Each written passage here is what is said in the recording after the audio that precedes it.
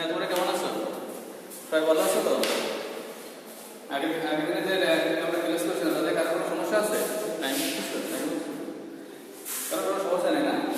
তাহলে সবাইকে ধন্যবাদ। তাহলে আমরা নতুনে যেতে পারি না? ঠিক আছে, আমরা নতুনে গেলাম। আগে দিন আমরা কি দেখছিলাম? গ্রামে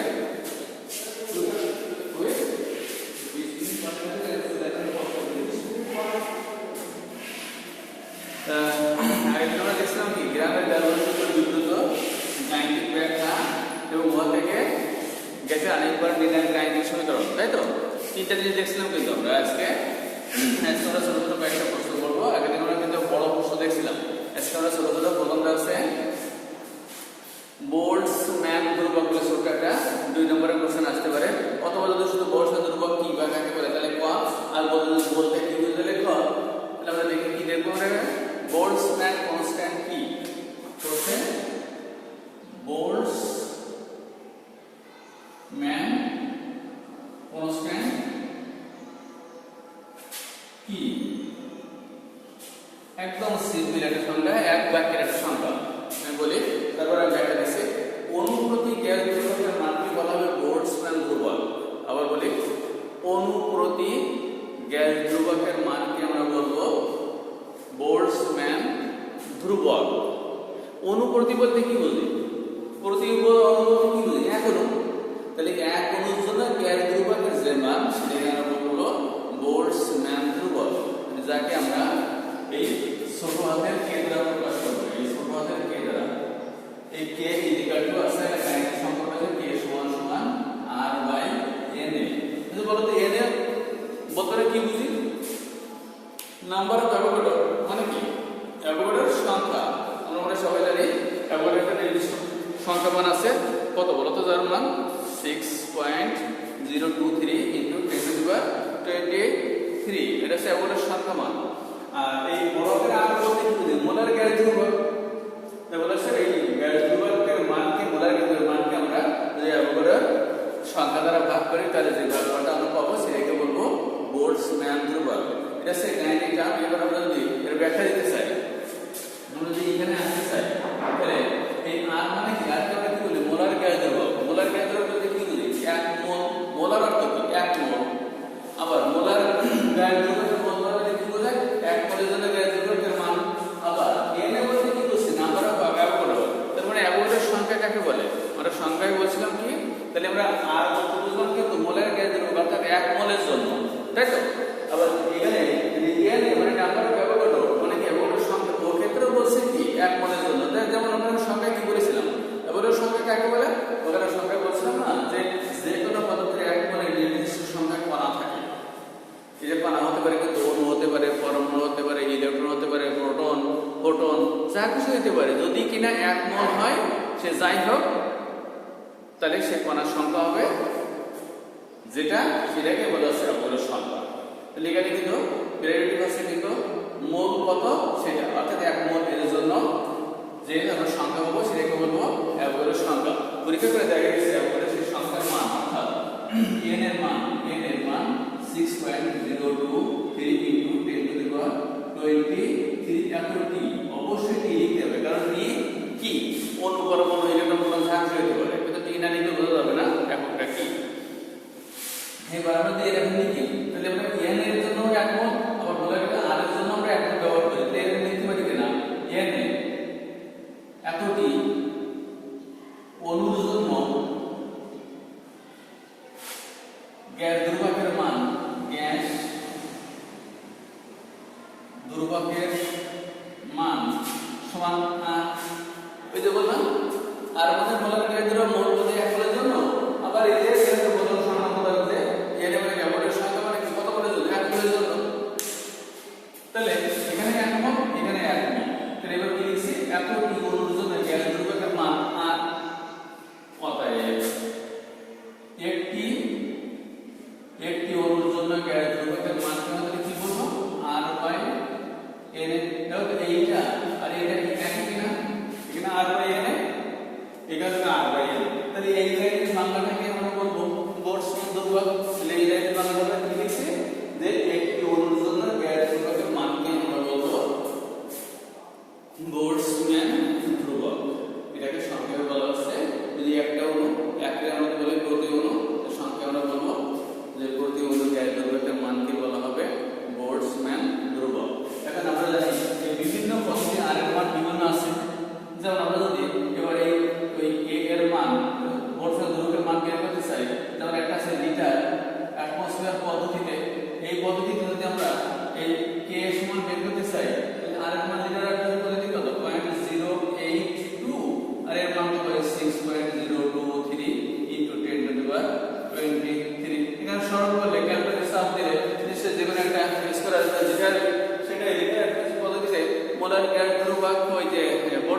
ধ্রুবক কে এর মান। আবার আমরা যদি এটা না যদি এসআই পদ্ধতিতে যদি আমরা কে এর মান বের করতে চাই তাহলে কি হবে, এই যে কে এর সমান এটা কিন্তু সবসময় ঠিক থাকবে, নিচে এভারেজ মানটা ঠিক থাকবে। এই বিভিন্ন পদ্ধতির জন্য আমরা জানি মোলার গ্যাস ধ্রুবক আর এর মান কিন্তু বিভিন্ন।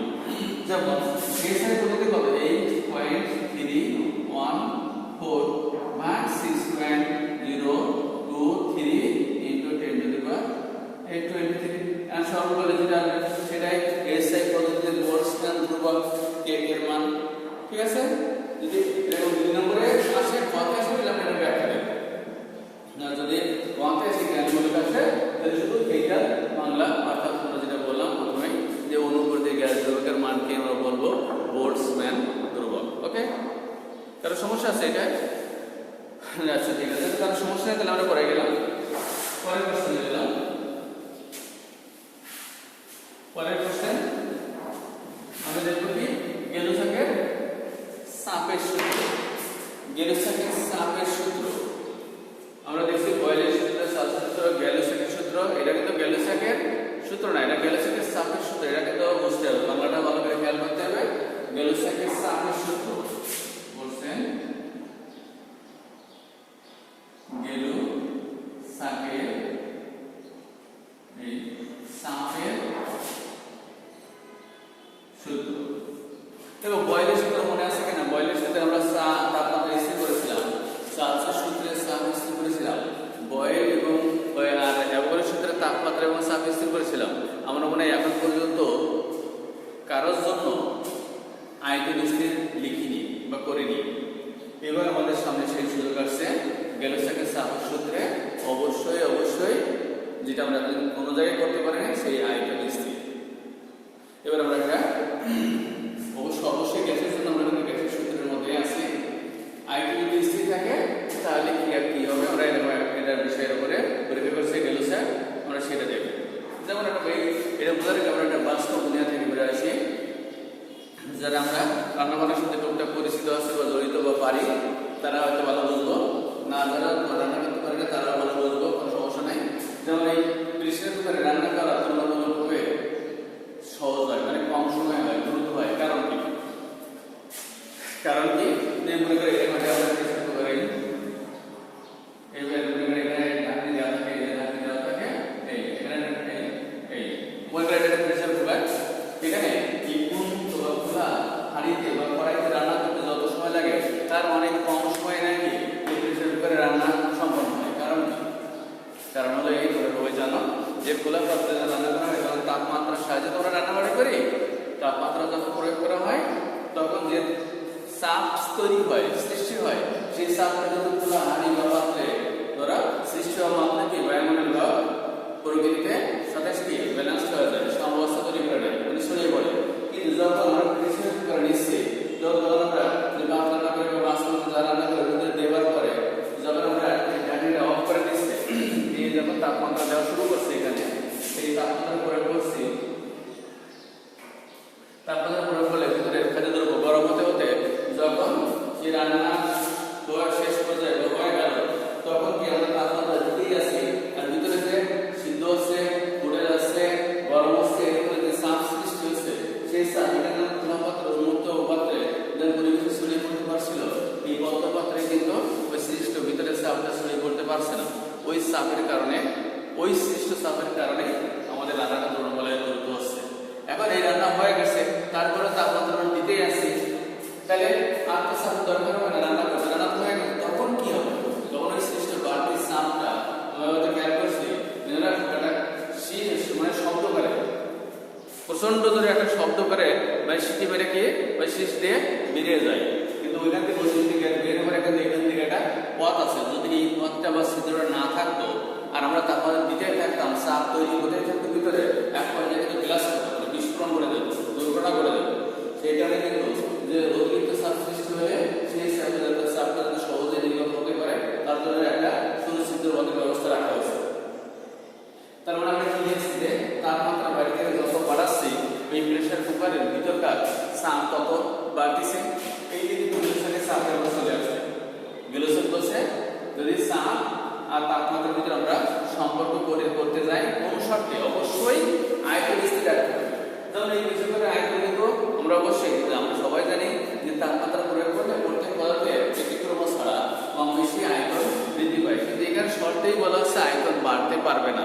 যদি আয়তন বাড়ে আর তাপমাত্রা যত বাড়ে চাপ কিন্তু বাড়বে না, কারণ তাপমাত্রা বাড়লে চাপ বাড়ছে, আয়তন বাড়ছে, বাড়তি চাপ চলে গেলে সেখানে কিন্তু চাপ বৃদ্ধিটা পরিলক্ষিত হবে না। সেই জন্য অবশ্যই আমাদের শর্তে রাখতে হবে কি আয়তন যদি আমরা স্থির রাখতে পারি তাহলে কি হবে, তাপমাত্রা বাড়লে ওই পাত্রের ভিতরে চাপ বাড়বে। তাহলে আমরা তাপমাত্রা যত বাড়ছে চাপ তত বাড়ছে, দুটোই যদি বাড়ে আমরা কি জানি তাহলে কোন পাতে সমানুপাতিক। ওই দুটো যদি কমে যায় তাহলেও সমানুপাতিক, আর যদি একটা বাড়ছে একটা কমছে তবে নাকি ব্যস্তানুপাতিক বা বিপরীতানুপাতিক। যদি এখানে তাপমাত্রা বাড়ানোর সাথে সাথে কি আছে চাপও বাড়তেছে, তাহলে দুটোই বাড়ছে, তাহলে আমরা বলতে পারি এটা নিঃসন্দেহে একটা সমানুপাতিক সম্পর্ক, তাই তো? তাহলে এবার যদি আমরা এরকম লিখতে পারি ব্যাখ্যা, যদি এরকম দিই ব্যাখ্যা থেকে পরে একটা লাস্ট সূত্র আসবে কি প্রদত্ত তাপমাত্রা, এই প্রদত্ত তাপমাত্রাকে যদি আমরা টি ধরি, অবশ্যই বড় হবে টি মানে এখানে কেলভিন তাপমাত্রা বলা হয়েছে, কিন্তু এটা আমাদের রাখতে হবে। আর চাপ সৃষ্ট চাপ, এই যে সৃষ্ট চাপ যদি পি হয় তাহলে কি হলো, তাপমাত্রা যত বাড়ছে চাপ তত বাড়ছে, তাহলে সমানুপাতিক সম্পর্ক। তাহলে গেলুসাকের সূত্রে বলা হয়েছে পি সমানুপাতিক টি, কখন যখন আয়তন পি স্থির। এই লাইনটা সঠিকভাবে যদি আমরা বলতে পারি তাহলে গেলুসাকের চাপের সূত্র হবে। সূত্রটা বলছে দিনা স্থির আয়তন বিশিষ্ট কোনো পাত্রে, স্থির আয়তন বিশিষ্ট কোনো পাত্রে নির্দিষ্ট করে গ্যাসে তাপমাত্রা আমরা যত বাড়াবো ওই গ্যাসে চাপ তত বাড়বে। আবার বলে দিচ্ছি স্থির আয়তন বিশিষ্ট নির্দিষ্ট করে কোনো গ্যাসের চাপ হবে ওই গ্যাসের উপর প্রযুক্ত কেলভিন বা গরম তাপমাত্রা সমানুপাতিক। এটা হচ্ছে গেলুসাকের চাপের সূত্র। ওকে, এটা হচ্ছে গেলুসাকের চাপের সূত্র। আবার এটা শুরু করলাম, তার মানে এই আমরা যদি এইটা গাণিতিক সম্পর্কটা যদি আগে লিখছি এই জন্য যে এই দেখে দেখে তোমরা সম্পর্ক সূত্রটা বলে দিতে পারতেছি, যদি আগে বলতে তাহলে এত ভালো প্রশ্ন না, কিন্তু এই জন্য আগে সংখ্যাটা লিখছি দেখে দেখে আমরা ইজিলি বুঝে গেলাম। তাহলে আমরা আবার কি বলবো, সংখ্যাটা সূত্রটা বলছে স্থির চাপে নির্দিষ্ট করে কোনো গ্যাসের চাপ হবে ওই গ্যাসের উপর প্রযুক্ত কেলভিন বা গরম তাপমাত্রা সমানুপাতিক। ওকে, এর সূত্র এটা কিন্তু এইখানে বলবো, এটা কিন্তু এইটা বলবো, একে এক পাশে বলবো সূত্র, তারপরে এই ব্যাখ্যা এখান থেকে শুরু, এই তার ব্যাখ্যা কিন্তু এইখান থেকে শুরু। কে প্রদত্ত তাপমাত্রা টি, সৃষ্ট চাপ টি, তাহলে আমরা লিখতে পারি পি সমানুপাতিক টি। এবারে এটা করা সহজ, বা পি ইকুয়াল কেটি, সাথে সাথে সাইড করে দেবো এখানে কেটি সমানুপাতিক ধ্রুবক, ধ্রুবক লিখলে হবে না, কিন্তু অবশ্যই লিখবো সমানুপাতিক ধ্রুবক, তাই তো? ভালো, এবার দেখা যাচ্ছে সহজে বা পি বাই টি ইকুয়াল কে, তাই না? পি বাই টি ইকুয়াল কে। এবার এখানে এই সিস্টেম সমীকরণ পেলাম পি বাই টি ইকুয়াল কে। এখানে আমরা এই ব্যাপারটা এরকম হয়েছিল না, যখন তাপমাত্রা আমরা পি প্রয়োগ করেছিলাম তখন সৃষ্ট চাপ পি। এখন যদি আমরা তাপমাত্রা টি1 প্রয়োগ করি তাহলে নিশ্চয়ই সৃষ্ট চাপকে আমরা টি1 লিখতে পারি। আবার তাপমাত্রা যদি টি2 প্রয়োগ করি তাহলে সৃষ্ট চাপকে আমরা টি2 লিখতে পারি। তাহলে আমরা এরকম লিখতে পারি কিনা দেখো, যদি প্রদত্ত তাপমাত্রা টি1 ও টি2 হয় তবে চাপ যথাক্রমে P1 ও P2 হবে। যদি এইটা বুঝি তাহলে এই মানটা এই সমীকরণে আমরা বসাবো, মূল সমীকরণ। তাহলে কি হবে, 1 এর জন্য তাহলে এটা লিখো P1 by T1 equal K, আবার P2 by T2 equal K।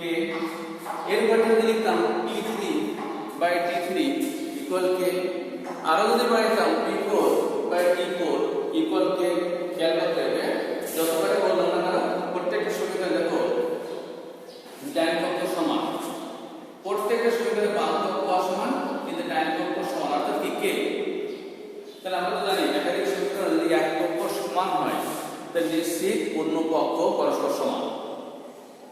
তাহলে যদি এই যে সমীকরণ যদি আমরা লিখছি তাহলে ডান পক্ষ K সমান নিশ্চিত এই দুটার প্রান্ত কত সমান, তাহলে আমরা লিখতে পারি কি অতএব P1 by T1 equal P2 by P2 equal delta equal কে।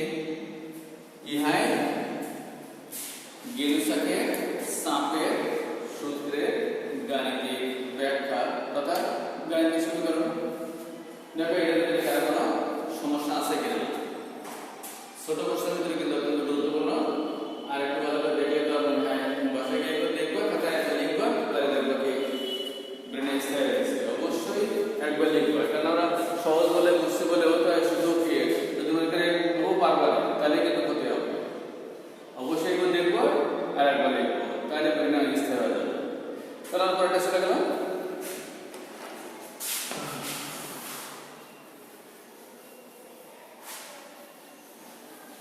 পরের কোশ্চেন গেলুসাকের জন্য, কিন্তু কি ওর কোশ্চেনটা গেলুসাকে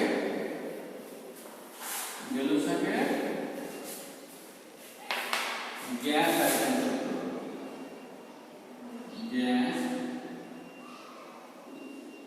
আয়তন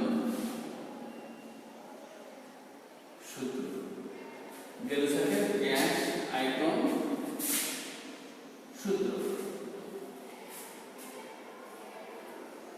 দেখি তাহলে বোঝা যাচ্ছে গেলুসাকের গ্যাস মানে কি গ্যাসের আয়তন নিয়ে কথা বলতে। আগেটা যখন বলেছে চাপের কথা বলেছিলাম, এখানে গেলুসাকের গ্যাস আয়তন সূত্র তোমরা গ্যাসের আয়তন নিয়ে আলোচনা বা কথা বলতে, তাই তো? দেখি আমরা ব্যাপারটা কি হয়।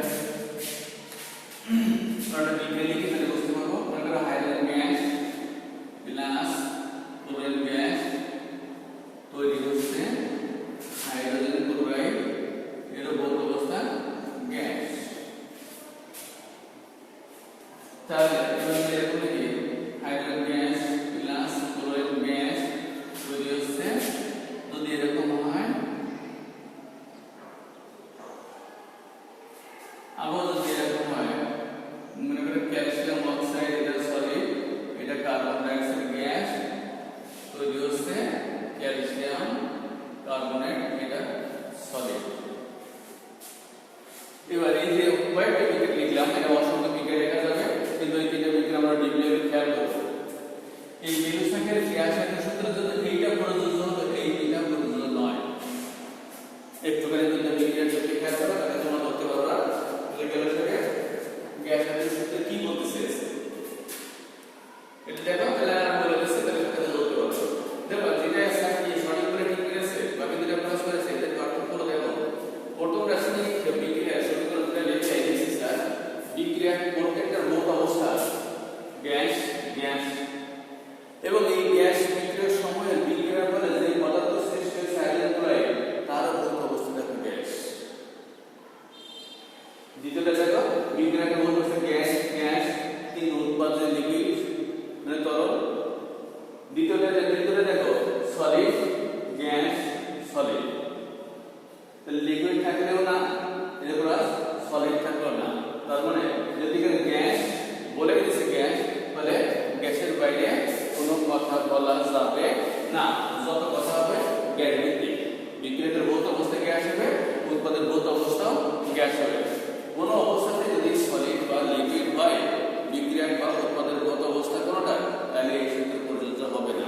তাইকে বুঝতে পারছেন না কন্ডিশন, এই জন্য এটা লেখাতে পদের সাথে প্রশ্ন না হয়। তাহলে এটা এবার আমরা বলি, দেখো তো এখানে এই গ্যাসের বিষয়টা আর যদি কোনো রাসায়নিক বিক্রিয়ার সকল পদার্থের ভৌত অবস্থা,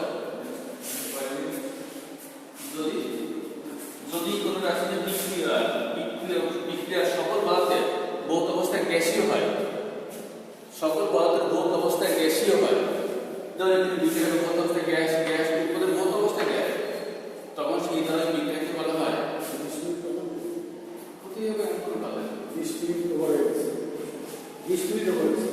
যদি বিক্রিয়ার সকল পদার্থ ভৌত অবস্থা গ্যাসীয় হয় তাহলে তখন সেই ধরনের বিক্রিয়াকে বলা হয় গ্যাসীয় বিক্রিয়া। তাহলে এই গেলুসাকের গ্যাস আয়তন সূত্রটা শুধু গ্যাসীয় বিক্রিয়ার জন্য প্রযোজ্য। যেমন এবার এখানে দুইটা কন্ডিশন আছে, সূত্রের মধ্যে দুইটা কন্ডিশন এক করে বলি। যদি কোনো রাসায়নিক বিক্রিয়ার সময়ের ভৌত অবস্থা বিক্রিয়ার সময় ভৌত তাহলে তাদের আয়তনের মধ্যে নাকি একটা সরল অনুপাত থাকবে। যেমন সহজ করে বলি, এই হাইড্রোজেন গ্যাস কত অণু? 1 অণু। ক্লোরিন গ্যাস কত অণু? 1 অণু। যদি মোল হিসাবে বলি এখানে 1 মোল, যদি এখানে 1 মোল, যদি আয়তন হিসাবে বলি এখানে 1 আয়তন, এখানে 1 আয়তন, তাহলে আমরা প্রথম শর্ত বলতে পারি যে কোনো রাসায়নিক বিক্রিয়ার সময় ভৌত অবস্থা যদি গ্যাসীয় হয় তাহলে বিক্রিয়ার গ্যাস সমূহের আয়তনের মধ্যে একটা সরল অনুপাত থাকবে। তবে 1:1 নিঃসন্দেহে ইহা সরল অনুপাত।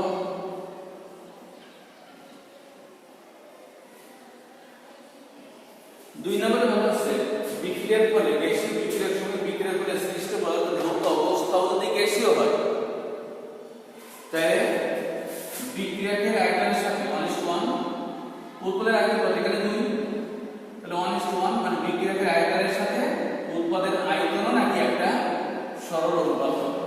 যদি এই দুইটা শর্ত কোনো রাসায়নিক বিক্রিয়া পালন করে তখন সেটাকে আমরা বলবো গেলসাকের গ্যাস আয়তন সূত্র। এখানে একটা কন্ডিশন আছে যে বিক্রিয়ক এবং উৎপাদ সকল গ্যাসের আয়তন একই তাপমাত্রা পরিমাপ করতে হবে, এটা কন্ডিশন।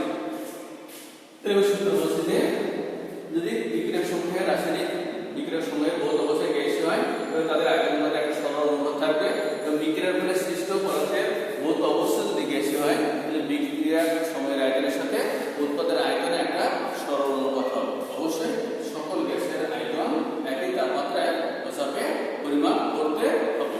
ওকে, আজকে আমাদের আলোচনা এই পর্যন্ত থাকবে। যদি আমাদের ভিতরে তিনটা জিনিস দেখলাম, প্রথম দেখলাম কি বোলটজম্যান ধ্রুবক, তারপর দেখলাম কি গেলসাকের চাপ সূত্র, তারপর দেখলাম কি গেলসাকের গ্যাস আয়তন সূত্র, প্রত্যেকটা কিন্তু সংজ্ঞা সূত্র উদাহরণ সহযোগিত বিস্তারিত দেখছি আমরা। তারপরে যদি কারো কোনো সমস্যা থাকে বা ফিলিং করতে তাহলে স্যারের সাথে অনলাইনে যোগাযোগ করলে আমি সাহায্য করবো। হ্যাঁ, সবাই ভালো থাকে, সুস্থ থাকি, সাবধানে থাকে।